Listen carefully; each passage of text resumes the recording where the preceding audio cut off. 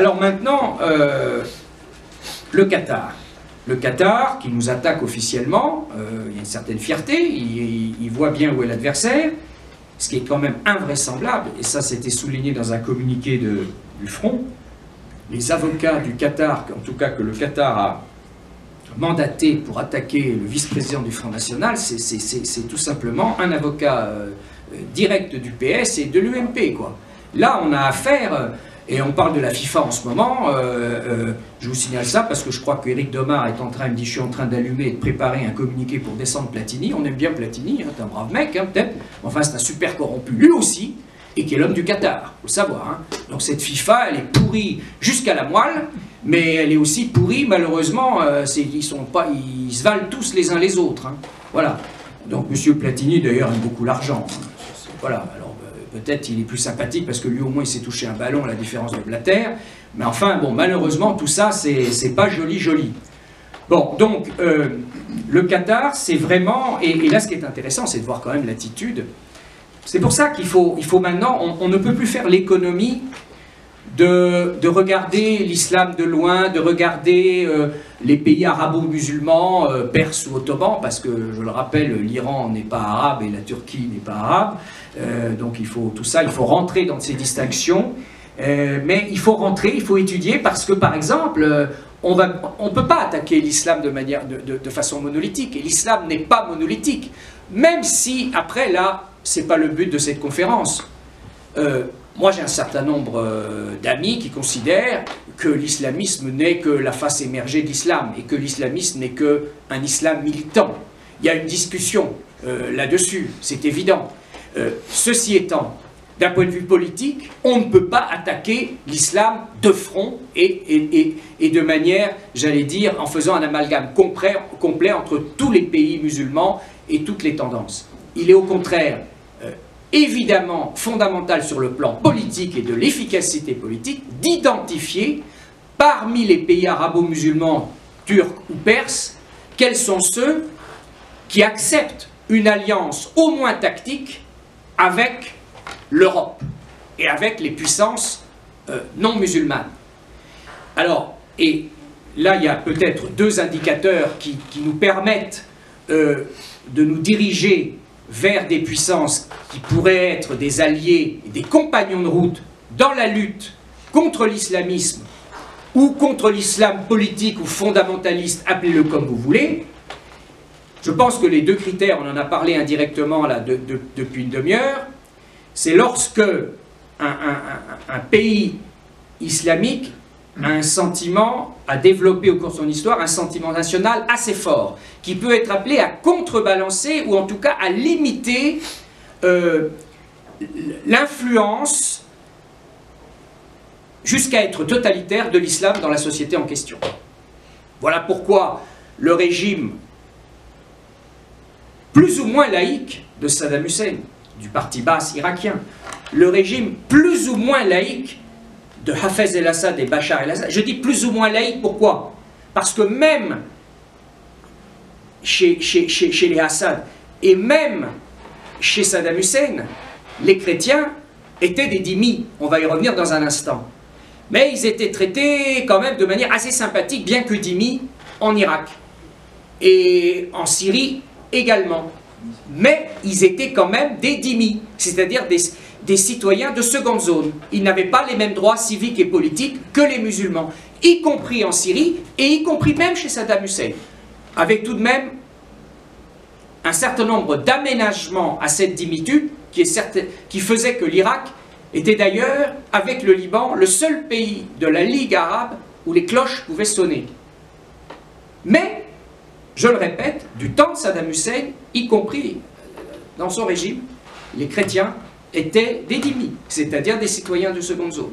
Bon, ceci dit, il y avait une laïcité relative ou importante qui faisait que c'était un interlocuteur valable. Et parallèlement, l'Irak et la Syrie ont essayé de développer un sentiment national qui est moins fort que le sentiment national égyptien, tout simplement parce que l'histoire égyptienne, l'Irak c'est quand même quelque chose qui a été quand même plus ou moins fabriqué, découpé, et la Syrie un peu aussi. Donc, en tout cas, dès qu'on va trouver des puissances islamiques qui, encore une fois, acceptent d'intégrer le concept de laïcité et le concept de souveraineté nationale de manière assez importante, là, il faut foncer, il faut essayer de faire alliance avec eux. Le problème, c'est qu'il y en a de moins en moins. Bon.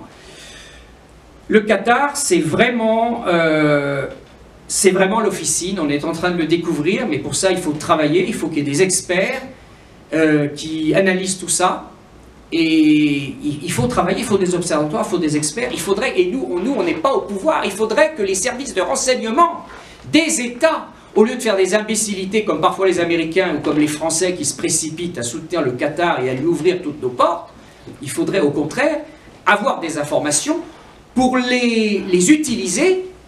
Et quand on voit que les Émirats Arabes Unis, alors je ne vais pas non plus magnifier les Émirats Arabes Unis et en faire un pays extraordinaire, mais quand même, que Abu Dhabi et Dubaï, qu'un certain nombre d'entre nous connaissent forcément pour les affaires, pour un certain nombre de choses, ont condamné clairement le Qatar. Je crois même en ramené leur ambassadeur, ou on virait l'ambassadeur du Qatar des Émirats et on fait revenir leur ambassadeur du Qatar. Ben ça c'est important, parce que clairement, on le sait quand même depuis longtemps que Dubaï et même Abu Dhabi sont musulmans, mais un peu de façade. Enfin, en tout cas, voilà. Bon, l'Arabie Saoudite, là, comme dit Marine, il faudra des gages. On n'est pas prêt d'accepter, entre guillemets, rapidement la conversion, entre guillemets, de l'Arabie Saoudite en ce qui concerne son rejet du wahhabisme et donc du salafisme et donc du soutien à l'islam fondamentaliste. Voilà. Alors, quel pourrait être, comme je vous le disais, avant d'atterrir sur notre sol et de voir qu'est-ce qu'on doit faire chez nous pour se protéger de l'avancée de l'islam, avant d'arriver en France, je voudrais essayer peut-être de proposer, comme je vous le disais, deux principes d'action qui devraient sous-tendre toute politique française ou européenne, ou occidentale, au Moyen-Orient et en tout cas vis-à-vis des pays arabes et des pays musulmans. Le premier principe, en fait, est notre ami Gauthier est professeur d'histoire. Il est... Oui. Bon, il est doctorant, pardon. Il va être prof d'histoire. Et son père est professeur d'économie. Voilà. Bon, donc, l'histoire, en fait, nous enseigne que ce principe a été efficace pendant des siècles. Et le raisonnement et l'analyse, c'est le principe de réciprocité. Alors, j'ai pris l'exemple de la Turquie. En fait, voilà.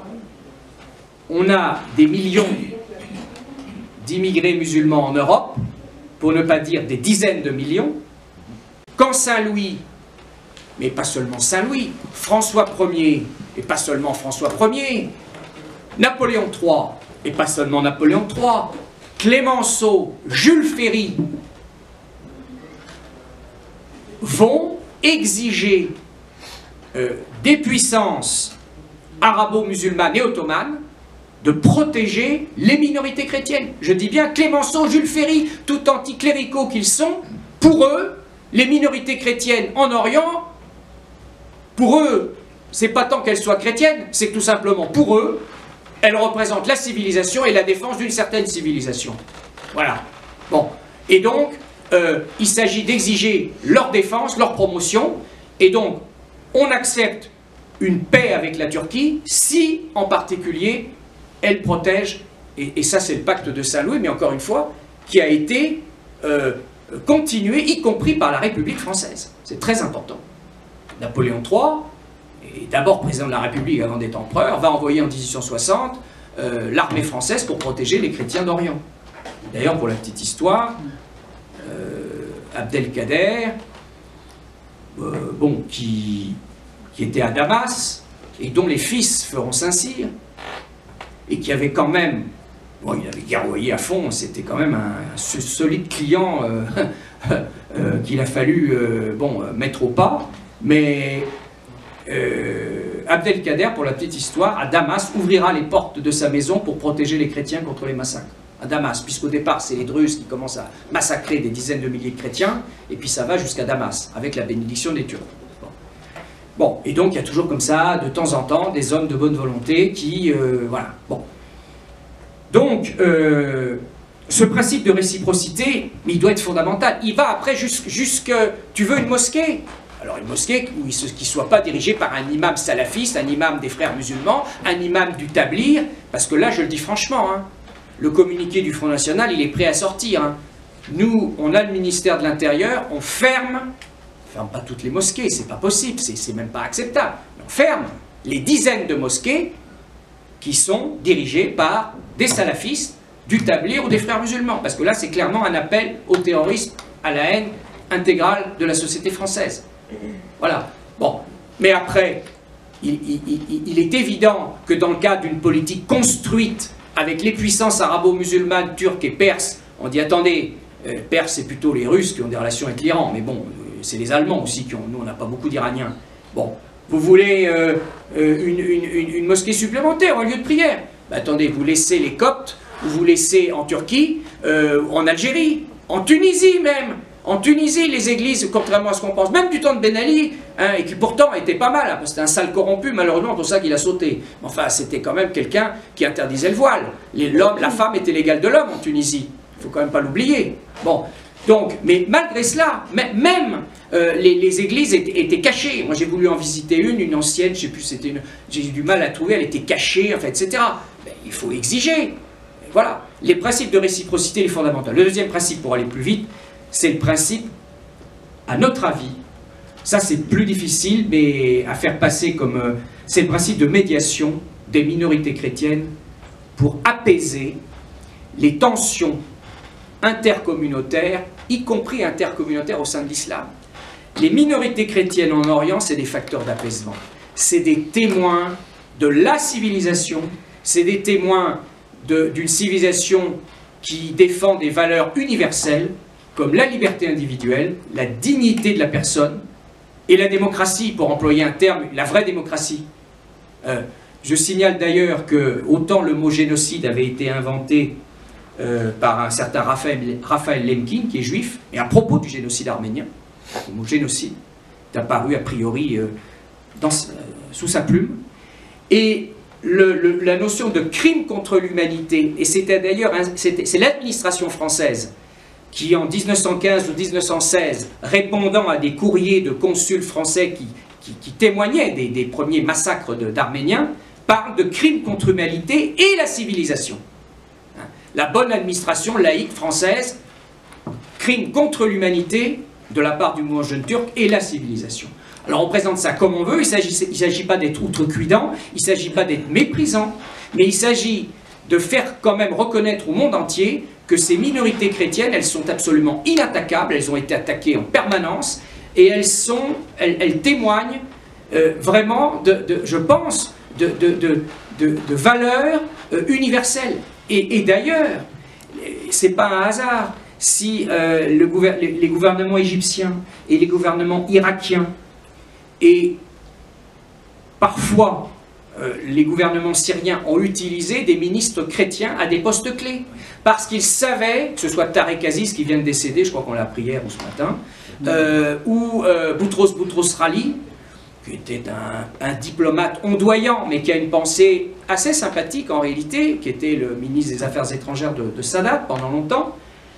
Eh bien, ces chrétiens étaient facteurs d'apaisement, y compris entre sunnites et chiites, y compris entre sunnites, chiites et des petites sectes islamiques souvent persécutées. Et moi, je vais même plus loin. Je pense que les minorités chrétiennes d'Orient, les maronites au Liban, les grecs orthodoxes, grecs catholiques en Syrie, les assyro-chaldéens en Irak, etc., etc., etc., pourraient être un facteur d'apaisement, voire un trait d'union, même entre les Israélites et le monde musulman. Et oui. Alors le problème, c'est que autant les islamistes les plus farouches, et évidemment pas les musulmans, je dirais, un peu modérés, mais les Israéliens, malheureusement aujourd'hui, ne veulent plus entendre parler d'alliance avec les chrétiens, et ils ont bien tort. Parce qu'à l'époque de Sharon, moi j'ai une grande admiration pour le général Sharon. Lui, il était pour l'alliance avec les chrétiens d'Orient. C'est William Goldadel aujourd'hui qui fait un énorme travail au sein de la communauté juive. Pourquoi Cookerman a dit que Marine n'avait rien à se reprocher? Ben c'est parce qu'il y a un travail de William Goldadel au sein de la communauté juive.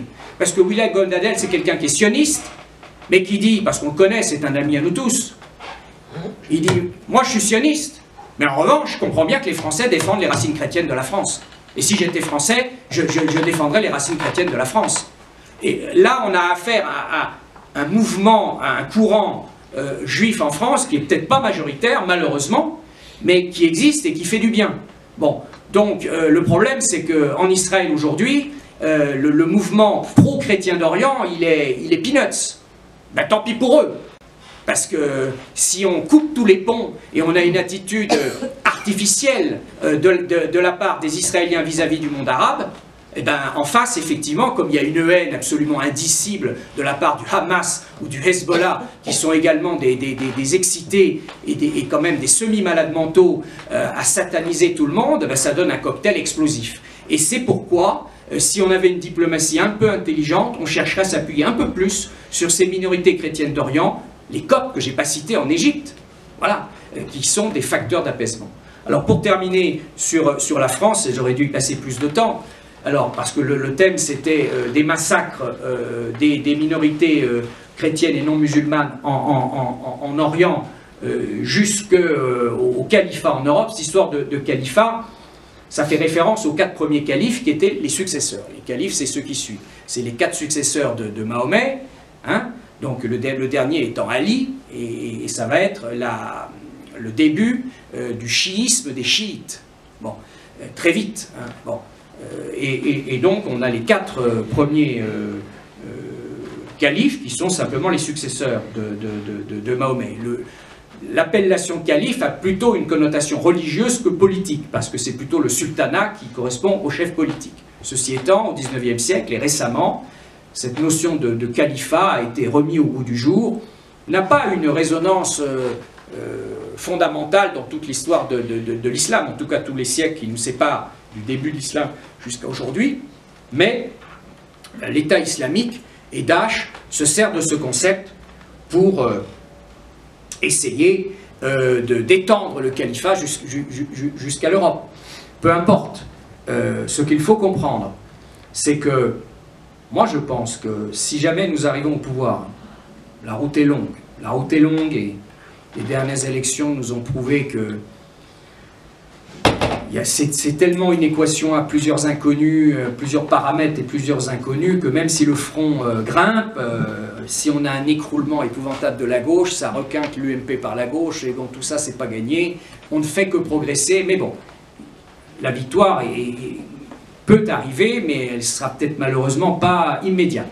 En tout cas, il faut s'y préparer, et certes, le parallèle vaut ce qu'il vaut, mais lorsque Napoléon décide d'intégrer la communauté juive définitivement à la communauté nationale, bon, il discute avec eux, et puis il leur dit, bon, il y a des concepts là qu'il faut accepter, il y a des concepts que vous devez mettre de côté, et puis il y a des valeurs auxquelles il faut adhérer. En ce qui concerne l'islam, ça va être la même chose. Peu importe, je dis peu importe à ceux qui sont islamologues, et je ne le suis pas. D'abord, pour être islamologue, il faut parler l'arabe, à mon avis, de manière totale et complète, ce qui n'est pas mon cas. Mais il y a des islamologues qui considèrent que l'islam, fondamentalement, est intolérant. Peu importe, on le prend tel qu'il est aujourd'hui, et en plus, il y a plusieurs chapelles, il y a plusieurs courants, mais on peut en tout cas dire que les concepts de dhimitude, de charia, de Ummah. Donc la Ummah, c'est l'appartenance à la communauté des croyants. C'est ce qui a fait que concrètement, parce qu'il faut toujours relier les principes au concret, sur le Charles de Gaulle, c'est connu, une opération a été annulée ou menacée d'être annulée parce que des soldats musulmans ont refusé d'obéir et ont dit on n'est pas d'accord parce que l'opération est tournée contre un pays musulman. Et nous, on est musulmans, donc on fait passer la Ummah avant notre appartenance à la communauté nationale française et on vous emmerde, on n'obéira pas aux ordres. Bon, donc, ça c'est la Oumma. Alors ensuite, la charia, c'est la loi islamique. C'est vraiment, là, pour le coup, le mélange complet de ce que disait Gauthier tout à l'heure. On a un ami, Saïd Oujibou, que j'ai fait parler à un colloque qu'on avait organisé avec Louis Alliot, un colloque important. On n'en a pas beaucoup parlé, justement, comme le voyage de Marine, qu'on essaye un peu d'étouffer. Alors c'est vrai qu'elle n'avait pas fait bien les journalistes français, qui lui avaient fait, pour la plupart, je dis pour la plupart, échouer les rendez-vous aux États-Unis. Bon. Mais enfin, on a visiblement, si on peut étouffer ce voyage fondamental de Marine en Égypte, on le fera.